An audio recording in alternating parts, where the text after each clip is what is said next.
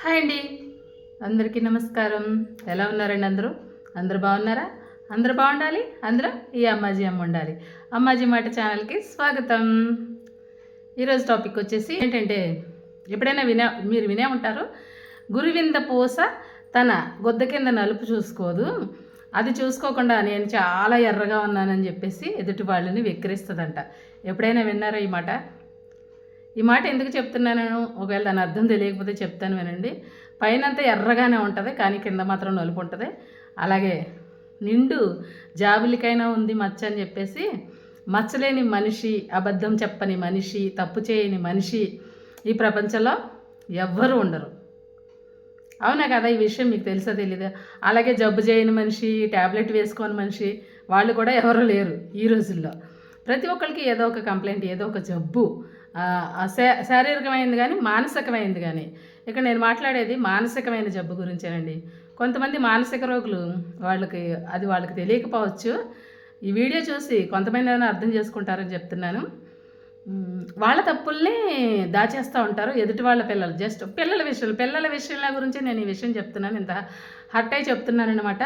పిల్లల్ని నేను రీసెంట్గా మొన్న ఒకళ్ళని కలవడం జరిగినప్పుడు మేము మాట్లాడుకుంటున్న కాన్వర్జేషన్లో ఒక 4 విషయాలు మాట్లాడుకున్నాము అనుకుంటే, అందులో 3 విషయాలు వాళ్ళ అమ్మాయి వాళ్ళతో అబ్బాయితో వెళ్ళిపోయిందంట, మళ్ళీ వచ్చేసిందంటలే వీళ్ళ అమ్మాయి వీడితో వెళ్ళిపోయిందంట, వాళ్ళ అబ్బాయి ఆ అమ్మాయిని తీసుకుని వెళ్ళిపోయాడంట. ఇదే టాపిక్ అండి. ఎందుకండి ఆ టాపిక్ మాట్లాడడం? వాళ్ళు చిన్నపిల్లలు, తెలిసి తెలియని వయసు, ఏం చేస్తున్నారో విచక్షణ తెలియని వయసు, టీనేజు. తెలిసి తెలియక వాళ్ళు ఏదో చేశారని అనుకుందాం. మనం పెద్దవాళ్ళం కదా, మనకు ఒక అనుభవం ఉంది కదా, మనం పెద్దవాళ్ళం అయ్యాం కదా. మనం ఆ విషయాన్ని స్ప్రెడ్ చేసుకుంటూ కలిసిన వాళ్ళందరికీ చెప్పుకుంటూ వెళ్తున్నాం అంటే, ముందు మన క్యారెక్టర్ ఏంటనేది మనం తెలుసుకోవాలి. సపోజ్ నీ పిల్లలు బాగున్నారు కాబట్టి అందరి పిల్లల్ని వెక్కిరిస్తున్నావు అని అనుకుందాం. నీ పిల్లలు బాగున్నారు, నీ పిల్లలు కాపురాలు బాగున్నాయి, అన్నీ బాగున్నాయి. నెక్స్ట్, ఆ పిల్లలకి పిల్లలు రారా? ఆ పిల్లల్లో ఎవరికైనా అలాంటి పొరపాటు జరిగితే ఏమంటారు?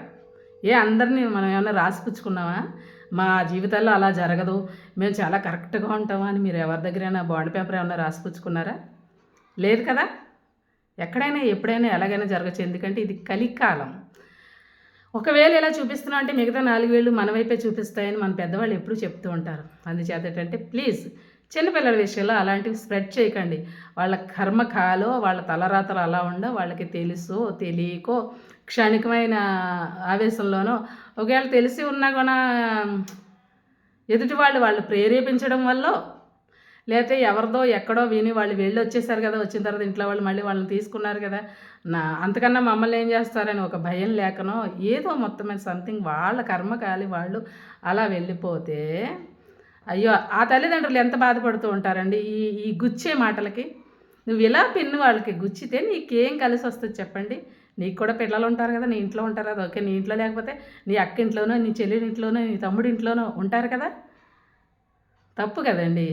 ప్లీజ్ అలాంటి విషయాలు మాట్లాడుకునే బదులు కొంచెం మంచి విషయాలు మాట్లాడుకోండి. మంచిగా బాగున్నారా అని మాట్లాడండి. ఎదుటి వాళ్ళు బాగుంటే మనం బాగుంటామని ఆలోచించండి. ఒక పాజిటివ్ వైబ్ అనేది వస్తుంది.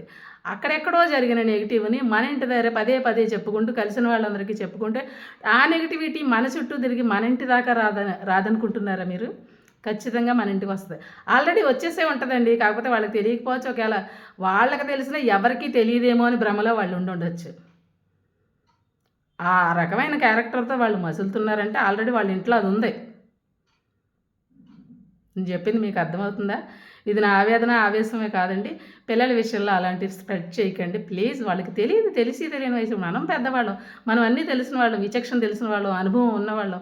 మనమే ఇలా ఉన్నప్పుడు చిన్నపిల్లలు ఎలా ఉంటారు చెప్పండి? అంచేతంటే ఇలాంటి చెత్త విషయాల్ని స్ప్రెడ్ చేయకండి. వీలుంటే నేను చిన్న మాట చెప్తాను ఏంటంటే, మీరు ఎదుటి వాళ్ళకి ఉపకారం చేయకపోయినా పర్వాలేదు, అపకారం మాత్రం చేయకండి. ఎవరో ఒకరు పడిపోయి ఉంటారు ఏదో వాళ్ళ ఇంట్లో. ఇప్పుడు ఇదే జరిగింది. వాళ్ళ నలుగురు వాళ్ళు ఒకవేళ నిజంగా నాలాంటి వాళ్ళైతే చూడం, అయ్యో ఇలా జరిగిందా ఏంటో పాపం అనుకుంటాను.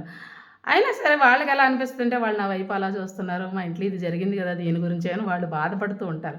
అలా బాధపడి దాన్ని ఏమంటానంటే నేను వాళ్ళు కింద పడిపోయారు అనుకుందాం. పడిపోయిన వాళ్ళని నువ్వు లేవదీయకపోయినా పర్లేదు చూస్తూ పో, అంతే తప్ప ఇంకో రాయి తెచ్చి వాళ్ళ మీద వేయకూడదు కదా. అదనమాట దీనికి ఎగ్జాంపుల్. పడిపోయిన వాళ్ళ మీద ఇంకో రాయి ఇసిరేసి వెళ్ళడం అంటారు దీన్ని. ప్లీజ్ అర్థం చేసుకోండి. ఇంకెప్పుడు ఇలాంటివి స్ప్రెడ్ చేయకండి. వీలుంటే మంచి చేయకపోయినా పర్వాలేదు, మాత్రం చెడు మాత్రం చేయకండి. మీరు అనుకుంటూ ఉండొచ్చు ఇందులో ఇప్పుడు కూడా ఈ వీడియో చూసేవాళ్ళు కొంతమంది అనుకోవచ్చు వీళ్ళ ఇంట్లో ఏదో జరుగుతుంది అందుకే ఈవిడ ఎంత ఫీల్ అవుతుంది. నిజం చెప్పాలంటే నాకు ఆడపిల్లలు లేరు, 2 అబ్బాయిలే ఉన్నారు.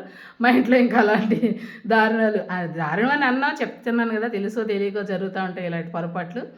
అలాంటివి అయితే ఏమీ జరగలేదు. మీరు అలా మాత్రం ఊహించుకోకండి. నాకు చెప్పాలనిపించింది, నేను విన్నదాన్ని బట్టి నాకు చెప్పాలనిపించింది, అందుకే చెప్తున్నాను. Okay bye. అర్థం చేసుకుంటారని అనుకుంటున్నాను. తప్పుగా అనిపిస్తే సారీ.